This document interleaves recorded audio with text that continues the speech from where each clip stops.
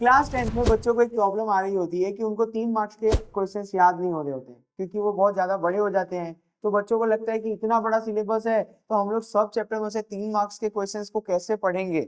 तो आपको सारे चैप्टर्स नहीं पढ़ने हैं, मैं आपको बता देता हूँ वही वही चैप्टर्स पढ़ने हैं आपको 3 मार्क्स के लिए। जैसे चैप्टर 3, 4, 16, 18, 19 बोर्ड आपको इन्हीं चैप्टर्स के अंदर से 3 मार्क्स के क्वेश्चन पूछेगी। रिपीट कर देता हूँ, चैप्टर 3, 4, 16, 18 और 19 इन्हीं चैप्टर्स के अंदर से बोर्ड आपको 3 मार्क्स के क्वेश्चंस पूछेगी। तो ये जो लेक्चर्स मैं आपके लिए लेके आया हूँ इसके अंदर मेरा जो ऑब्जेक्टिव होगा कि आपको 3 मार्क्स के किस तरीके के क्वेश्चन पूछेगी बोर्ड वो बता दूं और आपको 3 मार्क्स के आंसर कैसे लिखने हैं वो बता दूं। ज्यादा डीप में और लॉजिकल मैं आपको इसके अंदर नहीं समझाऊंगा, फोकस होगा कि क्वेश्चंस कैसे पूछेंगे उसका आंसर कैसे लिखेंगे। अब हम लोग स्टार्ट करने जा रहे हैं चैप्टर 3 के आईएमपी क्वेश्चंस। तो पहला जो क्वेश्चन है वो लिखा हुआ है कि right about the pillar inscription. आपको पिलर इंस्क्रिप्शन के बारे में बताना है। तो यहाँ पे आपके आंसर को बड़ा करने के लिए मैंने आपके टेक्स्ट बुक के अंदर से 2 टॉपिक को मर्ज कर दिया है। एक टॉपिक है पिलर इंस्क्रिप्शन, एक टॉपिक है पिलर एट सारनाथ। आगे मैं आपको बताता हूँ तो समझ में भी आएगा। यहाँ पे देखो, the Mauryan emperor Ashoka started pillar inscription art. ये जो पिलर इंस्क्रिप्शन का आर्ट है किसने चालू किया था? मौर्य एम्परर अशोका ने। इस तरीके से याद करते चलो। This pillar was made from single rock. किस तरीके से पिलर्स बनाए जाते हैं? सिंगल रॉक का इस्तेमाल करके। Religious thoughts were written on pillar. वो जो पिलर्स होते हैं उनके ऊपर क्या लिखा होता है? रिलीजियस थॉट लिखे होते हैं। आगे अगर हम लोग देखेंगे तो the religious thought were written in Brahmi script. वो जो रिलीजियस थॉट उस पिलर के ऊपर लिखे हैं किस लैंग्वेज में लिखे होते हैं? ब्रह्मी स्क्रिप्ट में लिखे होते हैं। ये सब याद करके चलना। When pillars are polished, they shine like a glass. जो पिलर है उसको आप पॉलिश करोगे तो वो ग्लास की तरह साइन करेगा। Pillar inscription of emperor Ashoka were constructed at Ambala, Meerut, Allahabad, Sarnath, Lauriya, Sanchi, Kashi, Patna, बोध गया। अगर आपको पिलर इंस्क्रिप्शंस देखना है तो इन सारी जगहों पे आज भी पिलर इंस्क्रिप्शन देखने को मिलता है। अब यहाँ पे आप लोग बोल रहे होगे कि भैया आपने भी तो आंसर को टफ कर दिया। तो ऐसा करना कि ये जो लाइन है इस लाइन को आप मत याद करना क्योंकि ये लाइन आपको याद करने में टफ पड़ जाएगी। आप इस क्वेश्चन के अंदर यहीं तक याद करना। क्लियर है? अब आगे पढ़ते हैं। उस आंसर को बड़ा करने के लिए मैंने ना जो ये देखो, आपने ये जो लिस्ट देखी कि यहाँ पे सारनाथ भी था। ये Sarnath one of the best pillar के अंदर आता है तो मैंने उसी का डिस्क्राइब कर दिया ताकि आपका आंसर बड़ा हो जाए। अब आगे देखते हैं। The most amazing among this pillar is one at Sarnath. जो सारनाथ के अंदर है वो इनमें से एक बहुत ही अच्छा पिलर है। वही मैंने आपको ऊपर भी बताया था। आगे देखो, pillar has a figure of a lion on top. जो पिलर है उसके ऊपर लायन का फिगर है। आगे देखते हैं। The figure of lion facing 4 direction. वो जो लायन का फिगर है ऊपर वो 4 डायरेक्शन को देख रहा है। ये याद रखते चलो। Dharma Chakra are carved below the lion image. Lion image के नीचे धर्म चक्र, ऐसे गोल सा एक चक्र है वो बना हुआ है। Dharma Chakra have been placed in the centre of our national flag. और ये जो धर्म चक्र है हमारे नेशनल फ्लैग के बीच में जो ब्लू कलर का चक्र है वो धर्म चक्र को ही इंस्पायर करके उस फ्लैग के अंदर डाला गया है। आगे, pillar has a sculpture of an elephant, horse and bullock. ये जो एलिफेंट है, हॉर्स है, बुलक है, ये सारे लोगों के फिगर्स बनाए गए हैं किसके ऊपर? पिलर एट सारनाथ के ऊपर। आगे, the image of lion is our national emblem. वो जो पिलर के ऊपर शेर का फिगर है उसी को यूज करके हमने अपने नेशनल एम्बलम को बनाया, मतलब उसी से इंस्पिरेशन लेके हमने अपने नेशनल एम्बलम को बनाया है। तो यहाँ पे मैंने आपका ये 3 मार्क्स का आंसर कर दिया पूरा। आपको किस तरीके से लिखना है वो भी मैंने आपको बता दिया। अब आगे देखते हैं। अब यहाँ पे बोला गया है कि give detail about gopuram. Gopuram के बारे में आपको बताना है। तो यहाँ पे देखो, द गोपुरम आर प्रोमिनेंट यानी important. The gopuram are important feature in the Dravidian style of architecture found in Hindu's temple in southern India. The architecture of Hindu's temple is based on the vastu शास्त्र। हमारे देश के जो टेम्पल्स बनाए जाते हैं किस बेस पे बनाए जाते हैं? वास्तु शास्त्र को ध्यान में रख के बनाए जाते हैं।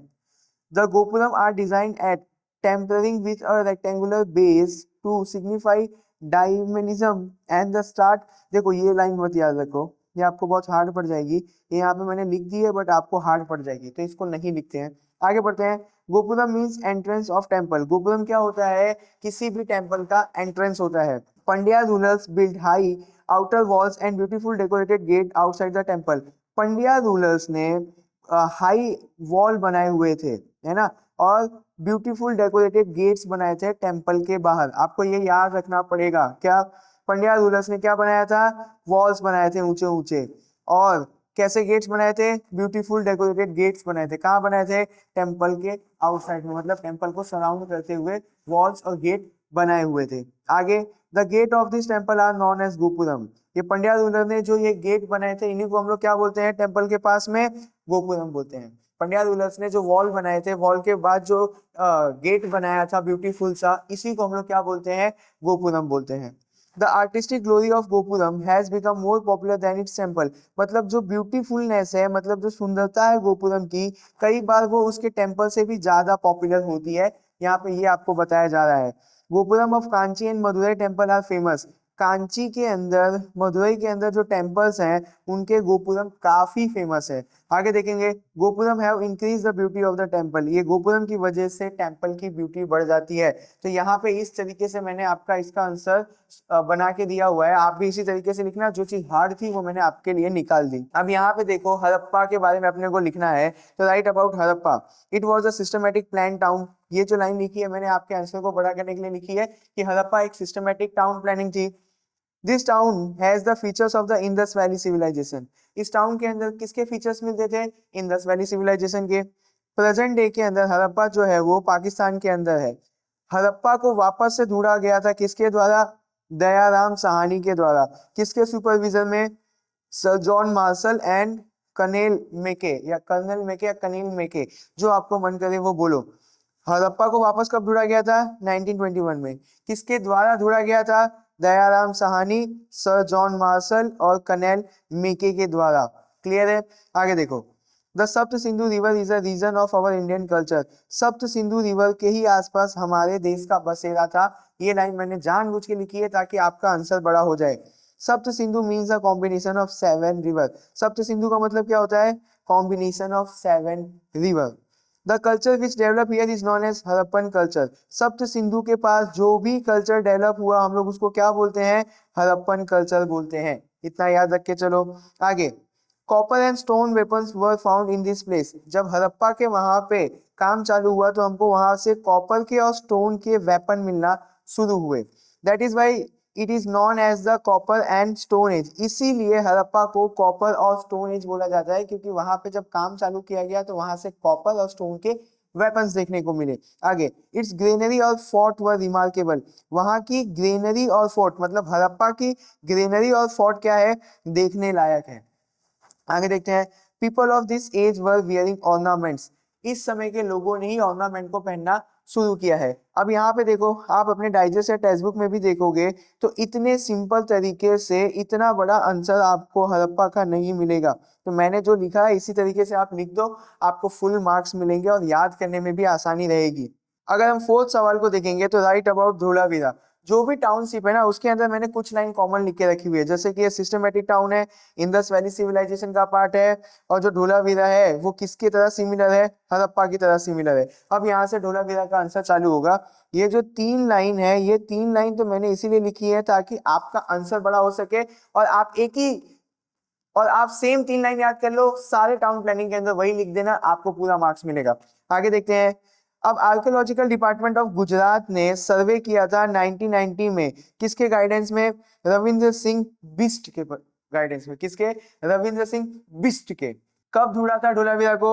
1990 में। किसने ढूंढा था? रविंद्र सिंह बिस्ट ने ढूंढा था। थोड़ा सा मजाक कर रहा था आपके साथ, आप हम लोग के साथ मजाक मत करना वरना फेल हो जाओगे। अच्छे से याद करना स्पेलिंग। अब देखो, Dholavira is situated about 140 kilometre away from Bhuj in Khadir Bet in Bhachau taluka. अगर आपको धोलावीरा में जाना है तो आप भुज के खाडीर बेट के भचाऊ तालुका में जाओगे। कहाँ जाओगे?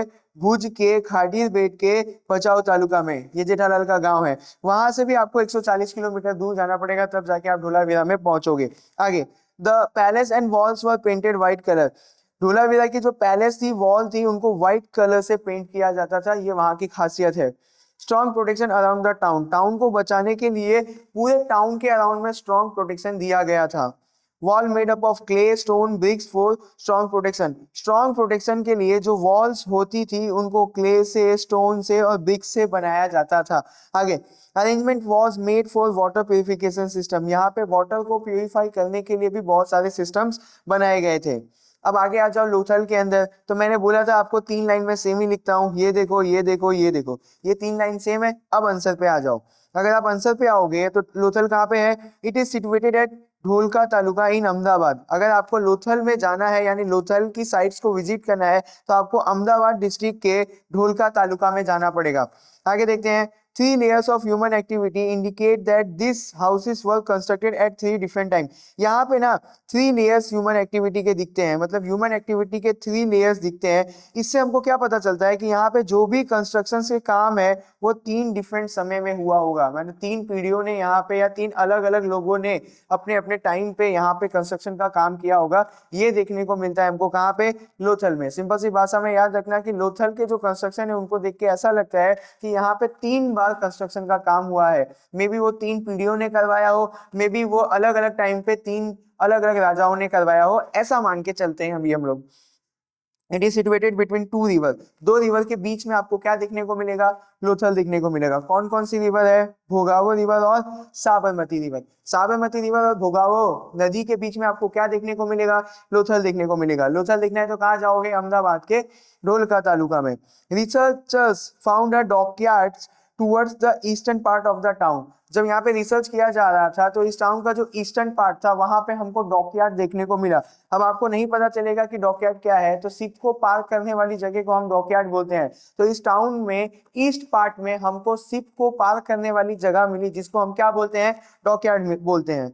The large godown indicate undertaking import export trade. देखो यहाँ पे लार्ज गोडाउन देखने को मिला, डॉकयार्ड देखने को मिला, इससे अंदाजा ये लगाया जा रहा है कि यहाँ पे इंपोर्ट एक्सपोर्ट का काम होता था। इट वॉज अ फॉस्फरस या फॉस्फरस पोर्ट ऑफ इंडिया, मतलब कि बहुत ही सक्सेसफुल पोर्ट कहलाता था लोथल इंडिया का। क्लियर है? यहाँ पे मैंने आपको लोथल भी करवा दिया। अब अगले सवाल को देखते हैं। Write about the sun temple of Modhera. आपको मोदेरा के सन टेम्पल के बारे में लिखना है। आगे पढ़ते हैं कि मैंने इसका आंसर कैसे बनाया हुआ है। Sun temple is also known as Surya Mandir. Sun temple का दूसरा नाम क्या है? सूर्य मंदिर। ये है कहाँ? गुजरात के महसाना डिस्ट्रिक्ट में। कहाँ पे है? गुजरात के महसाना डिस्ट्रिक्ट में। आगे अगर हम लोग जाएंगे तो gem was studded in the middle of the crown of the sun god. ये जो मंदिर है उस मंदिर के बीच में जो गॉड है उनके सर पे एक मुकुट है, वहां पे एक जेम्स लगा हुआ है, एक पत्थर लगा हुआ है। आगे देखते हैं। The entrance gate on the eastern side of this temple is constructed in such a way that the first ray of the sun fall directly on the gem and the entire sanctum is lit up. अब यहाँ पे देखना, जो entrance gate है वो किसकी तरफ है? ईस्टर्न साइड की तरफ है। ये जो मंदिर का एंट्रेंस गेट है वो किस तरफ उसका मुंह है? ईस्टर्न साइड में उसका मुंह है। जो सूर्य की पहली किरण है, किसकी किरण? सूर्य की जो पहली किरण है वो जाके डायरेक्टली इस जेम के ऊपर पड़ती है और इस जेम की वजह से पूरा जो वहां का सेंटम है वो लाइट अप हो जाता है, लिट अप हो जाता है। सीधी सी भाषा में बताऊं तो जो मोढेरा के अंदर सन टेम्पल है उसका जो गेट है वो ईस्ट साइड में है। सूरज की जो पहली किरण होती है वो इसी गेट से होते हुए जाके वो जो मुकुट है उसके पत्थर के ऊपर पड़ती है और पूरे एरिया के अंदर लाइट आ जाती है। ये खासियत है किसकी? सन टेम्पल ऑफ मोढेरा की। आगे बढ़ते हैं। 12 different images of the sun god are seen in this temple. भगवान के 12 रूप देखने को मिलते हैं। यहाँ पे लिखा हुआ है 12 डिफरेंट इमेजेस, का मतलब ये नहीं है कि अलग अलग 12 फोटो देखने को मिलती है। भगवान के 12 रूप देखने को मिलते हैं हमको। कहाँ पे? सन टेम्पल ऑफ मोढेरा के अंदर। आगे, the carving of this temple is done in the Iranian school of art. Iranian तरीके से इस मंदिर की कंस्ट्रक्शन की गई है। जैसे ईरान में कंस्ट्रक्शन होता था उसी स्टाइल के अंदर सन टेम्पल ऑफ मोढेरा का भी कंस्ट्रक्शन किया गया है। There are 108 small temple surrounding area, मतलब यहाँ पे टोटल और 108 मंदिर आपको देखने को मिलेंगे। This is world famous for architecture and sculpture. पूरी दुनिया में अपनी आर्किटेक्चर के लिए sun temple of Modhera famous है। आगे बढ़ते हैं। अब आपको मोहनजोदड़ो के बारे में लिखना है। तो मोहनजोदड़ो के बारे में लिखने के पहले यहाँ पे मैंने कुछ चीजें लिख के रखी है कि अगर टाउन प्लानिंग के नजर से देखोगे तो मोहनजोदड़ो बेस्ट है। सिस्टमेटिक टाउन प्लानिंग है, इंडस वैली सिविलाइजेशन का पार्ट है। फिर यहाँ पे लिखा है Mohenjodaro means hip of death, ये लाइन याद रख के चलना, हिप ऑफ डेथ। आपको पूछ लेगा right about the hip of death, तो आपको किसके बारे में लिखना होगा, आपको मोहनजोदड़ो के बारे में लिखना होगा। अब मोहनजोदड़ो को हमने अलग अलग पार्ट में डिवाइड किया है, जैसे कि पहले आप देखोगे कंस्ट्रक्शन, फिर आप देखोगे रोड, फिर आप देखोगे ड्रेनेज सिस्टम, फिर आप देखोगे पब्लिक बात, फिर आप देखोगे पब्लिक बिल्डिंग। अब आप बोलोगे कि भैया इतना सब क्यों करवा रहे हो, अभी तो आपने बोला था आप आसान कर दोगे।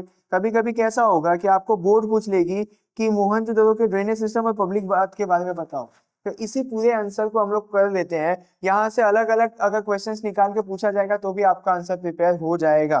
ठीक है, अभी हम लोग कंस्ट्रक्शन के बारे में पढ़ते हैं मोहनजोदड़ो के। तो यहाँ के जो घर होते थे वो प्लिंथ पे बनाए जाते थे ताकि फ्लड से बच सके। सीधी सी भाषा में समझो कि आज हम लोग का घर रोड से थोड़े ऊंचे पे बनाया जाता है, तो रोड से जो थोड़े ऊंचे पे बनाया गया तो नीचे का जो पार्ट है आप उसको बोल दोगे प्लिंथ। हमने रोड से ऊंचे पे घर क्यों बनाया, ताकि बारिश में जो पानी आएगा उससे हमारा घर बचा रह सके। तो मोहनजोदड़ो का घर किस पे बनता था, हाई प्लिंथ पे। क्यों बनता था, ताकि फ्लड से बचा जा सके। वहां पे जो अमीर लोगों थे उनका 2 मंजिल का घर होता था, जो कॉमन पीपल होते थे उनका 1 मंजिल का घर होता था। अमीर लोगों के घर में 5 से 7 रूम होता था और कॉमन लोगों के घर में 2 से 3 रूम होता था। यहाँ का जो घर का एंट्रेंस गेट है वो साइड लेन में ओपन होता था, ना कि मेन रोड में। सपोज करो यहाँ पे ये है, क्या है, ये मेन रोड है और ये है साइड लेन, आपका घर यहाँ पे है, तो आपके घर का गेट यहाँ नहीं खुलेगा, इस तरफ खुलेगा। ये बात बोली गई है यहाँ पे। आगे देखो, researcher found remains of the kitchen, bathroom और स्टोर रूम। मोहनजोदड़ो के कंस्ट्रक्शन की जब रिसर्च कर रहे थे तो वहां पे किचन, बाथरूम और स्टोर रूम सब कुछ पाया गया। There was a proper arrangement of door and window, यहाँ पे डोर और विंडोज की भी फैसिलिटी देखने को मिलती है। अब आ जाओ रोड्स के बारे में, तो यहाँ के जो रोड थे वो 9.75 मीटर चौड़े थे। आपको ऐसा लग रहा होगा कि ये बहुत कम चौड़ाई है, बट उस समय पे कोई भी बड़े बड़े व्हीकल्स नहीं होते थे, इतनी चौड़ाई बहुत ज्यादा होती थी। Small road connect with the big road at right angle. अभी आपको मैं कंस्ट्रक्शन बना के देता हूँ। सपोज करो ये रहे 2 बड़े रोड, अब ये जो छोटे रोड है यहाँ पे जाके मिल रहे हैं, किस एंगल पे मिल रहे हैं, राइट एंगल पे मिल रहे हैं। वही वही चीजें यहाँ पे लिख के रखी हुई है। The main road was straight and without turn. ये जो मेन रोड होते हैं वो स्ट्रेट होते हैं और बिना किसी टर्न के होते हैं। यहाँ पे आप देख सकते हो कि ये जो मेन रोड है स्ट्रेट है और बिना किसी टर्न के हैं।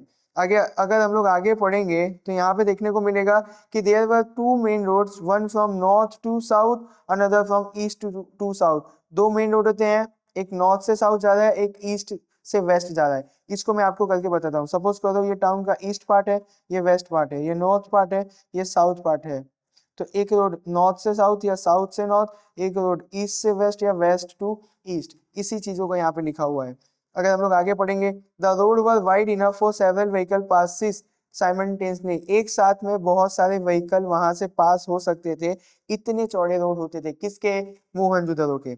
Evidence of street lamp were found in the Mohenjodaro. यहाँ पे रोड के किनारे पे स्ट्रीट लैंप होने के भी एविडेंस पाए गए हैं। This road system is comparable to the road system in big cities of the present town. अगर आपको सिंपल सी भाषा में बताऊं तो आज के टाइम पे जो बड़े बड़े शहर है वहां पे इन्हीं से इंस्पायर होके रोड्स बनाए जाते हैं। अब आ जाओ ड्रेनेज सिस्टम के अंदर। Drainage system was a unique feature of Mohenjodaro. Mohenjodaro का जो ड्रेनेज सिस्टम है वो इसका यूनिक फीचर है। Every house has a cesspit. यहाँ पे मैं ड्राइंग बनाता हूँ, उससे आपको समझाऊंगा। सपोज करो ये रहा घर, ये रहा घर और ये रहा घर। अब हर घर के पास एक कचरा स्टोर करने वाला गड्ढा होता था, जिसको हम लोग क्या बोलते हैं, सेसपिट बोलते हैं। क्या बोलते हैं, सेसपिट का मतलब ये कचड़े को स्टोर करने वाला गड्ढा। अब यहाँ पे आगे आप पढ़ोगे तो और क्लैरिफाई होगा कि the cesspit is connected to the drainage system. अब सपोज करो ये जो सेसपिट है इस घर के नीचे भी है, इस घर के नीचे भी है। ये सारे जो गड्ढे हैं किससे कनेक्ट होते थे, ड्रेनेज लाइन से कनेक्ट होते थे। अब जब ये ड्रेनेज लाइन से कनेक्ट है तो dirty water drain out from the town through the drainage system. इसके अंदर ये जो गड्ढा था उस गड्ढे के अंदर कचरा स्टोर होगा और टाउन से पूरा कचरा बाहर निकाल दिया जाएगा थ्रू ड्रेनेज सिस्टम। आगे बढ़ते हैं। Such drainage system was found in Crete island in the Mediterranean sea. Mediterranean sea के कैरेट आइलैंड पे ऐसा दूसरा ड्रेनेज सिस्टम देखने को मिला है। This plan systematic and efficient drainage system provide proves they were conscious या cautious about their health and hygiene. आपको एक सवाल पूछ लेगा कि मोहनजोदड़ो के लोग इतने हेल्थ और हाइजीन को लेके केयरफुल कैसे थे, तो आपको पूरा ड्रेनेज सिस्टम के बारे में लिखना होगा, क्योंकि ड्रेनेज सिस्टम की वजह से वो पूरी गंदगी बाहर निकाल देते थे, और इसी को देख के हम बोल सकते हैं कि वो अपने हेल्थ और हाइजीन के लिए काफी केयरफुल थे। आगे आ जाओ पब्लिक बाथ के लिए। A huge public bath was found at Mohenjodaro. Mohenjodaro का जब रिसर्च किया जा रहा था तो वहां पे एक बड़ा सा पब्लिक बाथ भी देखने को मिला। There was an arrangement to put fresh water in and dirty water out. अच्छा पानी अंदर ले लेंगे, गंदा पानी बाहर निकाल देंगे। Facility for the hot water were available in public bath. ये जो पब्लिक बाथ थी, यहाँ पे गर्म पानी की भी फैसिलिटी थी भैया। Evidence of small room for changing cloth has been found. मतलब यहाँ पे छोटे छोटे रूम पाए गए थे जहाँ पे लोग जाके अपने कपड़े बदलते होंगे। Public bath might be use for festival और रिलीजियस सेरेमनी। ये जो पब्लिक बात है यूज कब होता होगा? ये जो पब्लिक बात है यूज कब होता होगा? फेस्टिवल्स के अंदर या फिर रिलीजियस सेरेमनी के टाइम पे। अब आ जाओ पब्लिक बिल्डिंग के अंदर। The ruin of two massive building have been found Mohenjodaro. जब मोहनजोदड़ो की रिसर्च की जा रही थी तो वहां पे दो बड़े बड़े बिल्डिंग्स के खंडर पाए गए, र्यून्स पाए गए। क्या पाए गए? र्यून्स। उससे अंदाजा लगाया गया होगा कि ये क्या है, ये एक पब्लिक बिल्डिंग है। Public building use as a town hall, as a theatre, administrative officer और ग्रीनरी। पब्लिक बिल्डिंग को यूज किस किस तरीके से किया जाता था? टाउन हॉल के तरीके पे, थिएटर के तरीके पे, एडमिनिस्ट्रेटिव ऑफिसर ऑफिस के तरीके पे और ग्रीनरी के तरीके पे। Public building have been used to give shelter to soldiers. Soldiers को शेल्टर देने के लिए भी पब्लिक बिल्डिंग का इस्तेमाल किया जाता था। तो यहाँ पे मैंने आपको मोहनजोदड़ो के बारे में भी सब कुछ बता दिया कि किस तरीके से आपको लिखना है। अब यहाँ पे आ जाओ, जो बच्चों को सबसे कॉम्प्लिकेटेड आंसर लगता है इस चैप्टर में, कि आपको गुजरात के केव के बारे में बताना है। तो इसका आंसर मैंने किस तरीके से लिखा है, आपको उसके ऊपर फोकस करना पड़ेगा। यहाँ पे देखो मैंने कैसे लिखा है कि temple of various religious mosque, विहारास, stupas, caves indicate the progress in Gujarat in architecture. Architecture के अंदर, गुजरात के अंदर ये सारे स्ट्रक्चर्स देखने को मिलते हैं। ये आपको टाइटल डालना होगा। फिर यहाँ पे देखो, तो मैंने ना जूनागढ़ की केव के जो 3 पार्ट में डिवाइड है उस डिवीजन को लिख दिया है। तो जूनागढ़ की केव है, कितने पार्ट में डिवाइडेड है? 3 ग्रुप्स में डिवाइडेड है। एक है ग्रुप ऑफ भावा प्यारा केव्स या भव्य प्यारा केव्स, दूसरा है अपर कोट केव्स, तीसरा है केव्स ऑफ खपरा केरिया एंड कुंड। इस तरीके से मैंने लिख दिया। अब यहाँ पे आप लोग देख लो, जिस तरीके से मैंने आंसर लिखा है इसको आप याद कर लेना, स्क्रीनशॉट ले लो। बस मेरे को यहाँ पे ये बताना था कि जूनागढ़ के केव के बारे में आप इस तरीके से भी लिखोगे तो भी आपको पूरे मार्क्स मिल जाएंगे। बस आप स्क्रीनशॉट ले लो और आपको ये आंसर याद करना पड़ जाएगा। अब आगे का क्वेश्चन देख लेते हैं। What is stupa? स्तूपा क्या होता है? और हमको लिस्ट बनाने हैं फेमस स्तूपा के बारे में। तो यहाँ पे आंसर को किस तरीके से मैंने लिखा है उस पर ध्यान देना। During the Mauryan period remarkable progress made in sculpture. Mauryan period के टाइम पे स्कल्पचर्स के अंदर काफी प्रोग्रेस देखने को मिला था। The period of king Ashoka was the golden period of the Buddhist religion. Buddhist religion का जो गोल्डन पीरियड था वो कब आया था? किंग अशोका के टाइम पे। अब यहाँ पे देखो, Buddhist religion has gifted caves, विहारास, चैत्यास and stupa. यहाँ पे मैंने बुद्धिस्ट रिलीजन और मॉडर्न टाइम के बारे में क्यों बताया? क्योंकि वो जो स्तूपास है ना, वो भी ज्यादातर कंस्ट्रक्ट किया गया था किसके टाइम पे? बुद्धिस्ट रिलीजन, अशोका के टाइम पे। और अशोका किस धर्म को फॉलो करने लगे थे? बुद्धिस्ट रिलीजन को फॉलो करने लगे थे। यहाँ पे मैंने ये जो 3 लाइन लिखी हुई है जिसके अंदर मैं किंग अशोका के बारे में आपको बता रहा हूँ, बुद्धिस्ट रिलीजन के बारे में बता रहा हूँ। क्यों बता रहा हूँ? क्योंकि जो स्तूपास हैं, जो बेस्ट स्तूपास हैं हमारे देश के अंदर, वो किंग अशोका के टाइम पे बनाए गए थे और वो बुद्धिस्ट रिलीजन को फॉलो करने लगे थे। इसीलिए मैंने ये सारी टाइटल्स में लाइन लिखी हुई है। अब स्तूपा क्या होती है? अब stupa is a oval shape construction. Stupa कैसा है? एक ओवल शेप का कंस्ट्रक्शन है। Under which body remains are preserve. इसके अंदर बॉडी रखी गई है प्रिजर्व करके। किसके अंदर? एक बॉक्स के अंदर। और वो बॉक्स किससे घिरा हुआ है? चेम्बर से घिरा हुआ है। वही लिखा हुआ है ना कि which body remains are preserve in a box और chamber known as stupa. Oval shape का कंस्ट्रक्शन है, अंदर एक बॉक्स और चेम्बर है जिसके अंदर रिमेन्स रखी हुई है बुद्ध भगवान की। उसी को हम लोग क्या बोलते हैं? स्तूपा बोलते हैं। Stupa is a Buddhist holy place use for meditation. Stupa क्या है? बुद्धिस्ट का होली प्लेस है, वहां पे क्या होता है? मेडिटेशन करते हैं। आगे देखो, यहाँ पे बोला गया था कि आपको लिस्ट बतानी है 5 स्तूपा की। तो मैंने इस तरीके से 5 स्तूपा की लिस्ट बना दी है। There were 5 stupas were built during the Mauryan period. Sanchi का स्तूपा, सारनाथ का, बेरठ का, नंदा नंदनगढ़ का और देवानी मोरे इन गुजरात का। ये चीजें आपको याद करनी पड़ेगी। आंसर कैसे लिखना है वो मैंने आपको बता दिया। आगे देखते हैं, write about the Jain temple at Dilwara. अब देखना मैंने इसका आंसर कैसे लिखा हुआ है। दिलवारा टेम्पल का इतना ही आंसर था, बट आपको इतने से 3 मार्क्स नहीं मिलेगा, इसीलिए मैंने 2 लाइन और ऐड किया हुआ है। Jain temple are found in various places of India. India के बहुत सारी जगहों पे हमको क्या मिलता है, जैन के टेम्पल्स मिलते हैं। Derasar is the holy, derasar is the place of worship for Jain. Jain कहाँ पे जाते हैं पूजा करने, देरासर में जाते हैं। याद रखो, इस तरीके से याद हो जाएगा। जैन कहाँ पे जाते हैं पूजा करने, देरासर में जाते हैं। अब आ जाओ दिलवारा टेम्पल के ऊपर। The Jain temple at Dilwara best example of Jain temple architecture. Jain temple architecture के अंदर दिलवारा जो टेम्पल है वो one of the best temple कहलाता है। अब ये है कहाँ पे, राजस्थान के माउंट आबू में। कहाँ पे है, राजस्थान के माउंट आबू में। वर्ल्ड हेरिटेज साइट का भी स्टेटस मिला हुआ है इस टेम्पल को। ये इतना ब्यूटीफुल है। कैसे बनाया गया है, व्हाइट मार्बल का यूज करके बनाया गया है। कब बनाया गया था, सोलंकी पीरियड में बनाया गया था विमल शाह के द्वारा। कब बनाया गया है, सोलंकी पीरियड में बनाया गया था, विमल शाह के द्वारा बनाया गया था। ये जो जैन टेम्पल है पूरी दुनिया में फेमस है।